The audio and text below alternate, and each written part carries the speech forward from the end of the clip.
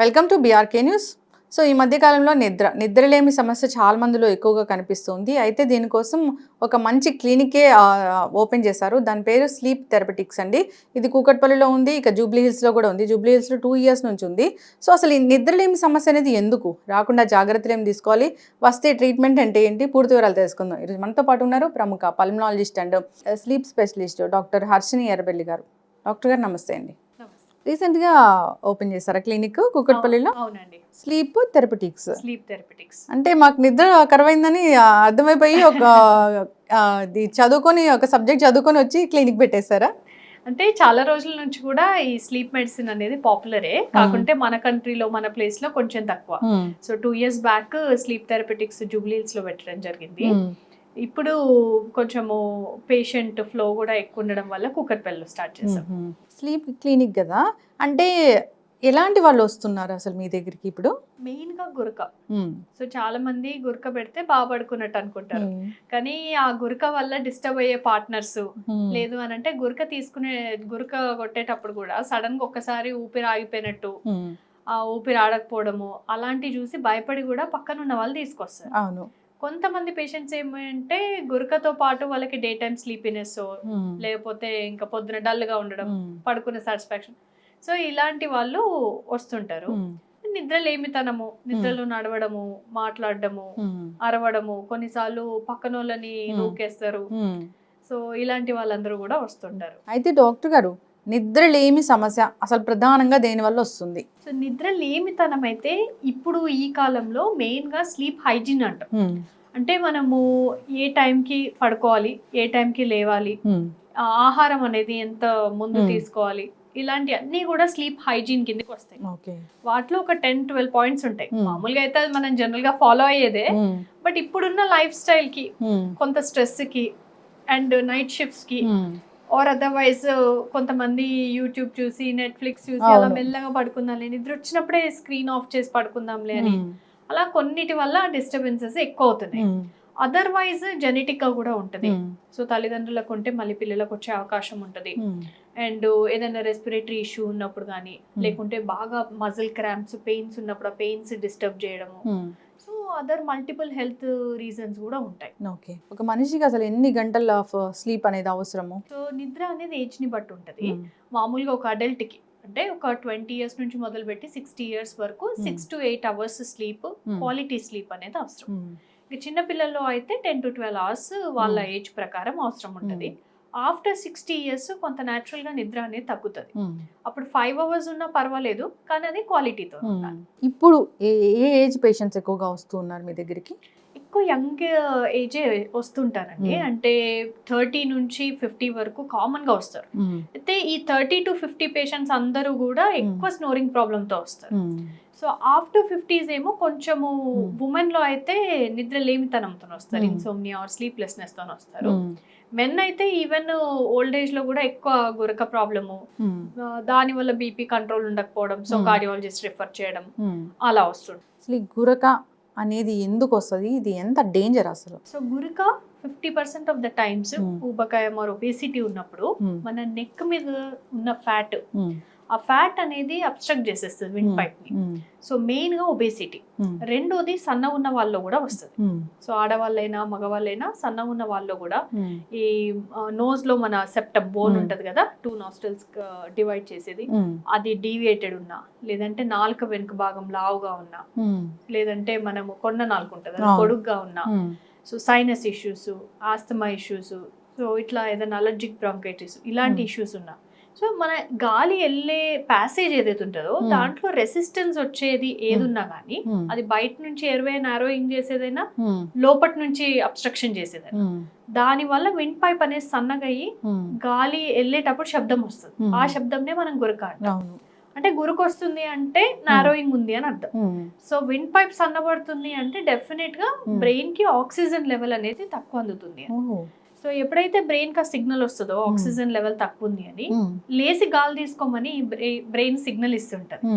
ఆ లేసి గాలి తీసుకోవడం ప్రాసెస్ లోనే మనం ఉలిక్కిపడి లేవడం గానీ, లేకుంటే గురక పెడుతూ సడన్ గా ఒక సెకండ్ ఊపిరి ఆగిపోయినట్టు అనిపించి మళ్ళీ దాని తర్వాత గురక కంటిన్యూ అవ్వడం కానీ జరుగుతుంటది. అసలు నార్మల్ థింగ్ కాదు. డెఫినెట్లీ నార్మల్ కాదు. ఓన్లీ గురకలో కూడా ఏంటంటే కొన్నిసార్లు 5% ఆఫ్ ద కేసెస్ లో ప్రైమరీ స్నోరింగ్ అంటాం. వాళ్ళకి ఈ సమస్యను టోటల్ గా స్లీప్ యాప్నియా అంటాం. So only 5% of the cases లో మాత్రమే స్లీప్ యాప్నియా కాకుండా ప్రైమరీ స్నోరింగ్ ఉంటుంది. అది పెద్ద డేంజరస్ కాదు, కానీ మనం అది డిఫరెన్షియేట్ చేసుకోవడం చాలా ఇంపార్టెంట్. ఎస్. అంటే ఇప్పుడు నిద్ర పట్టట్లేదు, చాలా రోజుల నుంచి నిద్ర సరిగా పోవట్లేదు అన్నప్పుడు, నిద్ర లేకపోతే వచ్చే అనారోగ్య సమస్యలు మీలాంటి డాక్టర్స్ చెప్తూనే ఉంటారు. చాలా రకాల అనారోగ్య సమస్యలు వస్తాయి. మీరు ఇందాక చెప్పినట్లుగా అసలు నెక్స్ట్ డే అనేది సరిగా ఉండదని కూడా చెప్తూ ఉంటారు. అయితే మేడం, ఈ నిద్ర పట్టట్లేదు అని వస్తే మీ దగ్గర ట్రీట్మెంట్ అనేది ఎలా ఉంటుంది? అంటే ఒక రూట్ కాజ్ అనేది చూస్తారా? ఎట్లా ట్రీట్ చేస్తారు? అక్కడ ఉండాల్సి ఉంటుందా హాస్పిటల్లో? సో నిద్ర లేమితనము లేదా ఈవెన్ స్లీప్ యాప్నియా ఇలాంటివి ఏ ప్రాబ్లమ్స్ ఉన్నా కానీ ఫస్ట్ మనం అసెస్ చేసుకొని, జనరల్ గా స్లీప్ యాప్నియా, స్నోరింగ్ ఇలాంటివి ఉన్నాయి అన్నప్పుడేమో మనము స్లీప్ స్టడీ అనే టెస్ట్ చేస్తాం. అది over night test. So night patient వచ్చి ల్యాబ్ లో పడుకొని మార్నింగ్ వరకు టెస్ట్ అవుతుంది. మార్నింగ్ వాళ్ళు ఇంటికి వెళ్ళిపోవచ్చు. ఆ నెక్స్ట్ డే ఈవినింగ్ వరకు మనకు రిపోర్ట్ జనరేట్ అవుతుంది. దాని బేస్డ్ మీద ట్రీట్మెంట్ వెళ్తుంది. ఎందుకంటే మనకు స్లీప్ స్టడీలో ఫిజికల్ ఫ్యాక్టర్స్ అన్ని తెలుస్తాయి. సో ఎయిర్వే నారోయింగ్ ఉందా, ఆక్సిజన్ సరిపోతుందా లేదా, మజిల్స్ ఏదైనా మూవ్ అవుతుంటే, అంటే క్రాంప్స్, మజిల్స్ క్రాంప్స్ వల్ల కూడా రెస్ట్లెస్ లెగ్ సిండ్రోమ్ అంటాం, ఐరన్ డెఫిషియన్సీనో అలాంటివి ఉన్నప్పుడు కూడా వస్తుంటాయి. సో అలాంటివి ఏమైనా నిద్రని డిస్టర్బ్ చేస్తున్నాయా, లేదంటే బ్రెయిన్ లో కెమికల్ ఇంబ్యాలెన్స్ వల్ల బ్రెయిన్ ఏదైనా రిపీటెడ్ గా లేవాలనే సిగ్నల్స్ ఇస్తుందా, సో దాని వల్ల నిద్ర లేమితనమో లేకుంటే నిద్రలో డిస్టర్బెన్స్, క్వాలిటీ తగ్గడమో జరుగుతుందా. So all physical health issues అన్ని కూడా రిలేటెడ్ టు స్లీప్ మనకి స్లీప్ స్టడీలో తెలుస్తాయి. సో ఇది సమ్ టైమ్స్ ఇది ఇంట్లో కూడా చేస్తాం, డిపెండింగ్ ఆన్ పేషెంట్ కండిషన్. కొంతమందికి ఇంట్లో చేయొచ్చు, కొంతమందికి ల్యాబ్ లో చేయొచ్చు. సో స్లీప్ స్టడీలో మనకి physical sleep health problems rule out అయిన తర్వాత నిద్ర లేమితనం ఉంది. కొన్నిసార్లు పేషెంట్స్ ఉంటారు వాళ్ళకి స్ట్రెస్ వల్ల ఉండొచ్చు, లేదా ఇప్పుడు నేను చెప్పినట్టు స్లీప్ హైజీన్ అనుకున్నాం కదా, వాళ్ళు ప్రాపర్ గా టైం టు టైం మెయింటైన్ చేయకపోవడము, బ్యాడ్ స్లీప్ హ్యాబిట్స్ వల్ల కూడా ఉండొచ్చు. అలాంటి వాళ్ళకి ఏంటంటే హిస్టరీ తీసుకున్నప్పుడు మనకు అర్థమైపోతుంది, ఓకే వీళ్ళు ఇది రోజు ఆల్కహాల్ కన్జ్యూమ్ చేస్తున్నారు, అందుకని వీళ్ళకి నిద్ర డిస్టర్బ్ అవుతుంది. సో అలాంటి వాళ్ళకి ఫస్ట్ స్లీప్ స్టడీ చేయము, వాళ్ళకి కౌన్సిలింగ్ చేసి first lifestyle set proper గా సెట్ చేసి, ఆ తర్వాత ఇఫ్ రిక్వైర్డ్ ఏదైనా థైరాయిడ్ ఇష్యూ ఉందనుకుంటే అలాంటి బ్లడ్ టెస్ట్ ఏదైనా రూల్ అవుట్ చేసుకొని then we will go for sleep study if required. Okay. కొన్నిసార్లు స్ట్రెస్ ఉన్నప్పుడు స్ట్రెస్ రిలీవింగ్ ఎక్సర్సైజెస్, లేదు అంటే సైకాలజిస్ట్ కౌన్సిలింగ్, ఇవన్నీ కూడా బాగా హెల్ప్ అవుతాయి. సో యాక్చువల్ గా నిద్ర అనేది ఓన్లీ 1 పాయింట్ టెస్ట్ లా కాకుండా మనం పేషెంట్ నుంచి హిస్టరీ తీసుకోవడం అనేది చాలా ఇంపార్టెంట్. మెడిసిన్స్ ఇస్తారా, లేదంటే నార్మల్ గా ఇంకా ఏదైనా ట్రీట్మెంట్ ఉంటుందా మీ దగ్గర? సో మా దగ్గర మెడిసిన్స్ అనే లాస్ట్ ఆప్షన్. సో ఇంకేది పాసిబిలిటీ లేదు అనుకున్నప్పుడు మెడికేషన్కి వెళ్తాం. ఇప్పుడు కొన్ని అక్యూట్ కండిషన్స్ ఉండే, అంటే ఇంట్లో ఎవరైనా ఫ్యామిలీ మెంబర్ చనిపోతారు, అప్పుడు బాగా డిస్టర్బ్ అవుతారు. కానీ ఇది చాలా తక్కువ టైం ఉంటుంది, మేబీ ఒక 1 మంత్ ఉండొచ్చు మేబీ. అలాంటప్పుడు ఒక 1 మంత్ వరకే మెడికేషన్ ఇచ్చి ఆ తర్వాత స్ట్రెస్ తగ్గినప్పుడు వీ విల్ స్టాప్ ఇట్, మెల్లగా కౌన్సిల్ చేసి స్టాప్ చేస్తాం. కొన్నిసార్లు ఏంటంటే 10-20 ఇయర్స్ నుంచి ఉంటుంది ఈ ప్రాబ్లం, అప్పుడు స్టడీ చేసి ఇన్వెస్టిగేషన్స్ చేసి మనకు రూట్ కాజ్ ఏదైనా ఫిజికల్ ఉంటే అది సెటిల్ చేస్తాం. అది లేదు అని అంటే then will go for medication. But stress related, life style related ఇలాంటి ఏది ఉన్నా కానీ then will improvise their life style and cognitive behaviour therapy అని ఉంటుంది. సో దీనికి ఒక క్లినికల్ సైకాలజిస్ట్ మాట్లాడి ఎక్సర్సైజ్ ఇచ్చి యాక్టివిటీస్ ఇచ్చి it's basically psychological therapy. So దీంతో we will cure sleeplessness. So ఏ మెడిసిన్ లేకుండా కూడా కొంతమందికి it's very useful. So sleep యాప్నియానే ఉందనుకోండి, అందులో మెడిసిన్స్ అవసరం ఉండదు, దానికి అంటూ కొన్ని మెషిన్స్ ఉంటాయి, ఆ ఎక్విప్మెంట్ యూజ్ చేసినప్పుడు దే విల్ గెట్ బెటర్. పూర్తి స్థాయిలో కూడా తగ్గించుకోవచ్చా మేడం దాన్ని? స్లీప్ యాప్నియాలో ఉన్న బెస్ట్ థింగ్ ఏంటంటే మనం ట్రీట్మెంట్ స్టార్ట్ చేసాము అంటే డే 1 నుంచే వాళ్ళకి గురక అనేది కంప్లీట్ గా 0 అయిపోతుంది. అండ్ 1 వీక్లో వాళ్ళు 100% ఇంప్రూవ్మెంట్ చూస్తారు. ఆఫ్ కోర్స్ వాళ్ళు ట్రీట్మెంట్ అనేది they are still on treatment ఆపేస్తే మళ్ళీ బ్యాక్ అవుతుంది. కానీ రూట్ కాజ్ ని మనం అడ్రస్ చేస్తుంటాం స్లోగా. But the best thing is symptomatic గా ఇమ్మీడియట్ రిలీఫ్ అనేది ఉంటుంది. అది పేషెంట్ కి ఎంకరేజింగ్ ఉంటుంది, ట్రీట్మెంట్ యూజ్ చేస్తే నాకు రిలీఫ్ ఉంది అనే ఆ కాన్ఫిడెన్స్ పేషెంట్ కి స్లీప్ యాప్నియాలో వస్తుంది. ఇన్సోమ్నియాలో సైకలాజికల్ ఇష్యూస్ ఉండి స్ట్రెస్ ఉండి దీంట్లో మనం కౌన్సిలింగ్ చేసేటప్పుడు ఏంటంటే కొంచెం పేషెంట్ కి టైం టేకింగ్ ఉంటుంది. నేను విన్నాను ఏంటంటే ఇప్పుడు గురక ఉంటే గుండె జబ్బు వస్తుంది, గురక ఉంటే డెత్ కూడా అవుతారు అని. అది ఎట్లాంటి కండిషన్‌లో మనం చూస్తాము? నిజమేనా? గురకకి హార్ట్‌కి సంబంధం ఉంటుందా? 100% ఉంటదండి. యాక్చువల్లీ చాలా మందికి అది అర్థం అవ్వదు. అన్లెస్ అండ్ అంటిల్ వాళ్ళు బీపీ వచ్చి, కార్డియాక్ ఇష్యూస్ వచ్చి, వాళ్ళ కార్డియాలజిస్ట్ చెప్పేంత వరకు కూడా అర్థం అవ్వదు చాలా మందికి. సో నేను చెప్పినట్టు గురకలో ఆక్సిజన్ తగ్గిపోతుంది కదా! సో ఆక్సిజన్ తగ్గినప్పుడు బ్రెయిన్‌తో పాటు అదే సిగ్నల్ హార్ట్‌కి వెళ్తది. సో హార్ట్ ఆక్సిజన్ ఎక్కువ బ్లడ్ పంప్ చేసి ఆక్సిజన్ ని కాంపెన్సేట్ చేయడానికి ట్రై చేస్తుంది. ఈ ప్రాసెస్ లో ఎక్కువసార్లు కొట్టుకుంటా ఉంటుంది. నార్మల్లీ నిద్రలో మనకు అన్ని ఆర్గన్స్ కూడా కొంత రెస్ట్ స్టేట్ లోకి వెళ్ళాలి. ఇప్పుడు హార్ట్ అనేది కొంచెం ఎక్కువ కొట్టుకుంటుంది అంటే బీపీ అనేది పెరుగుతుంది. సో కార్డియాక్ ఇష్యూస్ అనేవి వస్తున్నాయి. అండ్ అది చేయాల్సిన పని కంటే తొందర చేస్తుంది కాబట్టి అది ఇమ్మీడియట్ గా మజిల్ అనేది ఫెటిగ్ లోకి వెళ్ళి సడన్ కార్డియాక్ డెత్స్, నిద్రలో చనిపోవడము, లేదంటే ఎక్సర్సైజ్ చేసుకుంటూ సడన్ గా యంగ్ ఫిట్ పీపుల్ కూడా కొలాప్స్ అవ్వడము, ఇవన్నిటికీ స్లీప్ ఆప్నియా అనేది చాలా పెద్ద రీజన్. ఈవెన్ కార్డియాకే కాదు, షుగర్ కానీ లేకుంటే అల్జీమర్స్ డిసీజ్ కానీ ఇలాంటివి కూడా హార్మోన్స్ ఇంబ్యాలెన్స్ అవుతుంటాయి. ఖచ్చితంగా మ్యామ్. గురక వస్తుంది అంటే దాన్ని లైట్ తీసుకోకూడదు, డాక్టర్ని సంప్రదించాలి. అది ఎట్లా తగ్గిస్తారు, ఏంటి, అది నార్మలా, అబ్నార్మలా, ఇంకా దేని మీద ప్రభావం చూపిస్తుంది అనేది వాళ్ళు డిసైడ్ చేస్తారు. దానికి తగినట్లుగా ట్రీట్మెంట్ అనేది ఉంటుంది. చాలామంది కూడా గురకని లైట్ తీసుకుంటూ ఉంటారు. సో చనిపోతూ ఉన్న వాళ్ళని మనం చూసాము, సెలబ్రిటీస్లో కూడా చూసాము మనం. ఎస్, ఖచ్చితంగా మ్యామ్, చాలా చక్కగా చెప్పారు.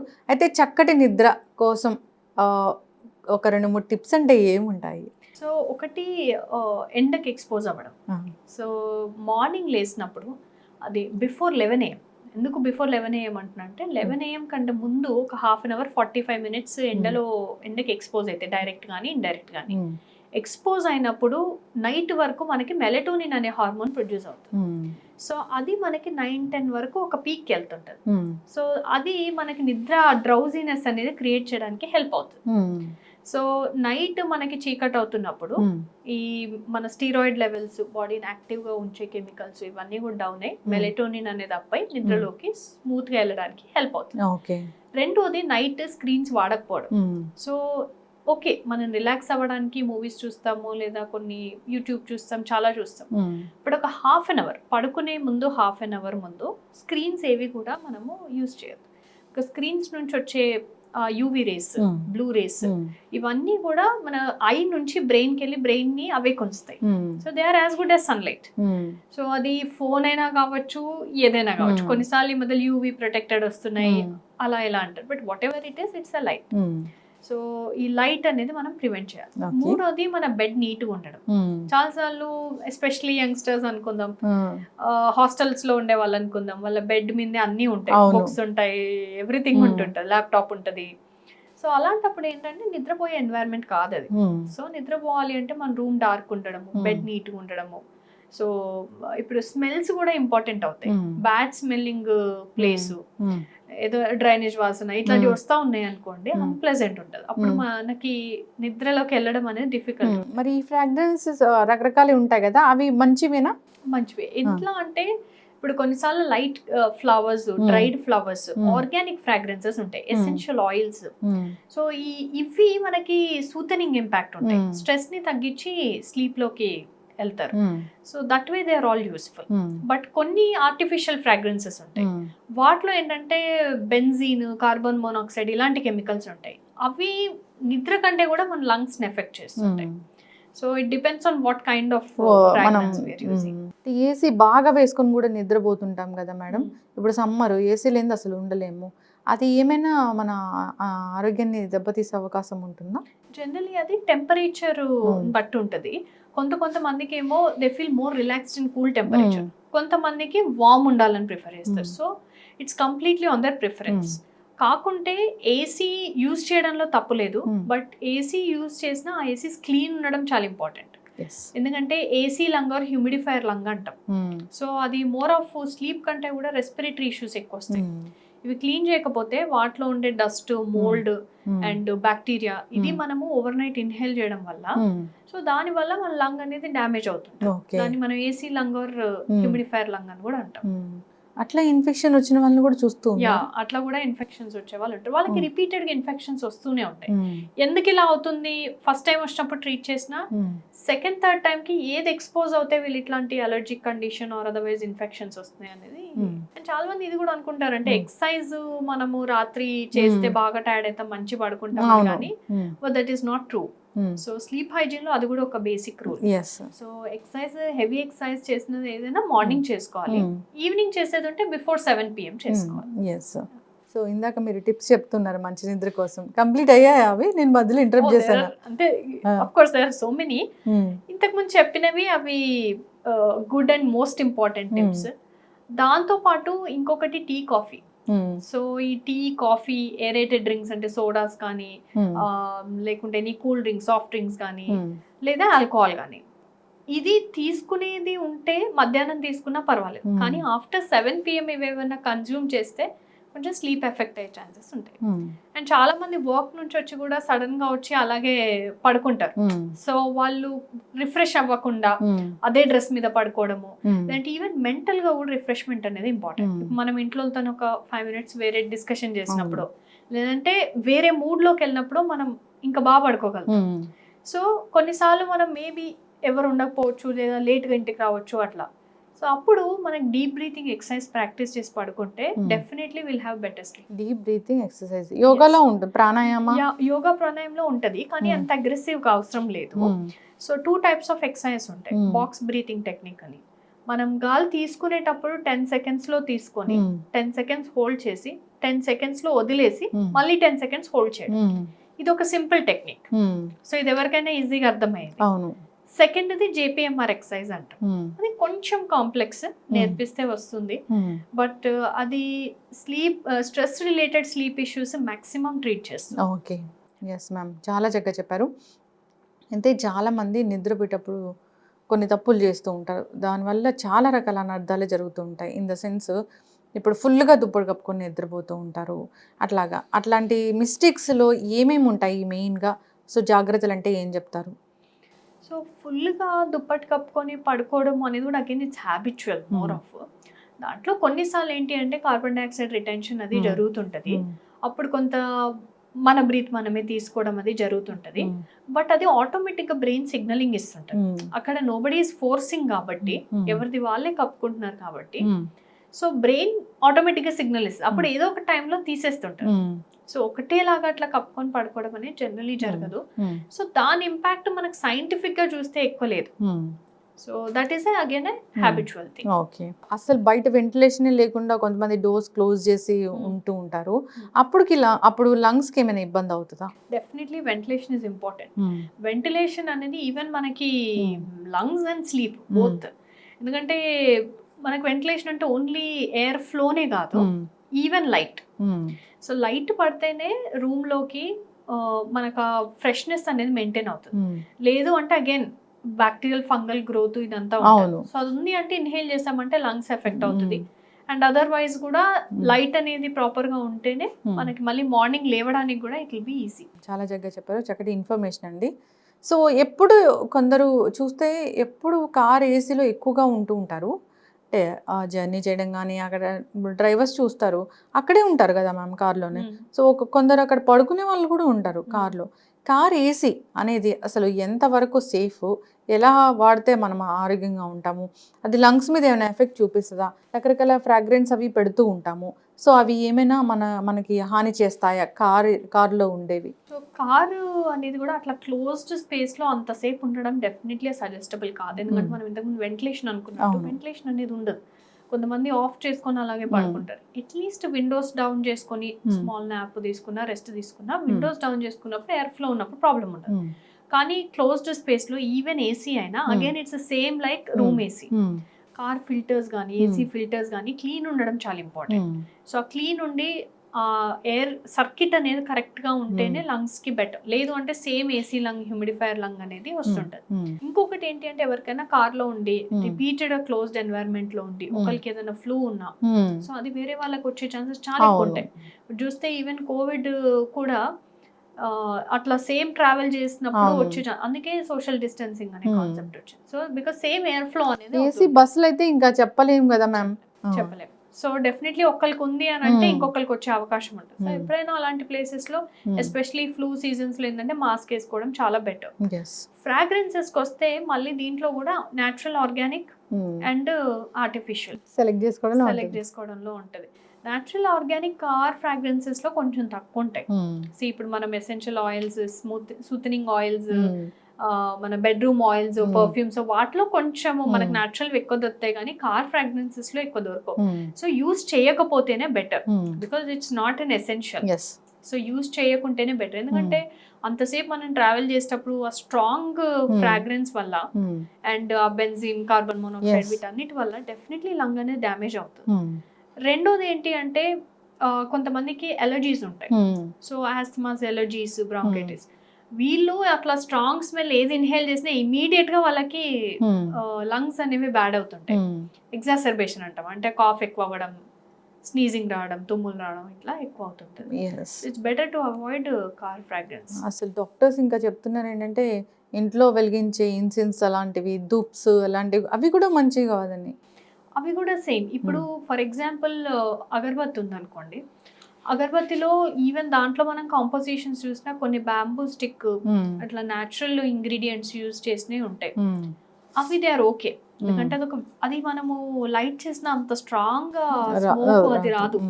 ఆర్గానిక్ వి చూస్తే ప్యూర్ ఆర్గానిక్ వి అవి ఎక్స్పెన్సివ్ ఉంటాయి, కానీ ప్రాపర్గా కొంచెమే వస్తుంది, ప్లజెంట్ గా ఉంటుంది, స్ట్రెస్ రిలీవ్ చేస్తుంటాయి. సో యాక్చువల్లీ అగరబత్తి అనే కాన్సెప్ట్ కూడా అసలు ఇంట్రడ్యూస్ చేసింది కూడా అందుకే, అది స్ట్రెస్ రిలీజ్ చేస్తుంది. బట్ ఆ తర్వాత మనం దాన్ని కొంచెం కాస్ట్ కట్ డౌన్ చేసే ప్రాసెస్ లో ఆర్టిఫిషియల్ ఇంగ్రీడియంట్స్ యాడ్ చేసినప్పుడు అది ఇంకా రివర్స్ కాజ్ లంగ్ డ్యామేజ్ అనేది కాజెస్, ఎస్పెషల్లీ అలర్జీస్ ని ఎగ్జాసర్బేట్ చేస్తుంది. చక్కటి ఇన్ఫర్మేషన్ అండి.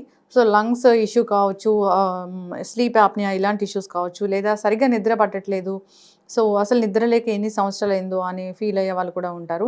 ఇలా ఏ ప్రాబ్లం ఉన్నా ఒకసారి స్క్రీన్ మీద కనిపిస్తున్న నంబర్కి కాంటాక్ట్ చేయాలని కోరుకుందాం. చక్కగా చెప్పారు మేడం. అసలు 2 క్లినిక్స్ పెట్టాము మేము స్లీప్కి సంబంధించి అని, ఇబ్బంది పడుతున్న వాళ్ళు ఒకసారి విజిట్ చేయాలని కోరుకుందాం. చాలామందికి తెలీదు, నిద్ర పట్టట్లేదంటే రకరకాల ప్రయత్నాలు చేస్తూ ఉంటారు, కానీ డాక్టర్ దగ్గరికి వెళ్ళాలి, నిద్ర కోసం చెప్పాలి అనేది చాలా తక్కువ, అవేర్నెస్ అసలు లేదు. సో ఒకసారి కాంటాక్ట్ చేయాలని కోరుకున్నామండి. చాలా చక్కటి ఇన్ఫర్మేషన్. ఈ సిరీస్ అనేది కంటిన్యూ చేద్దాం మ్యామ్. సో ధన్యవాదాలు.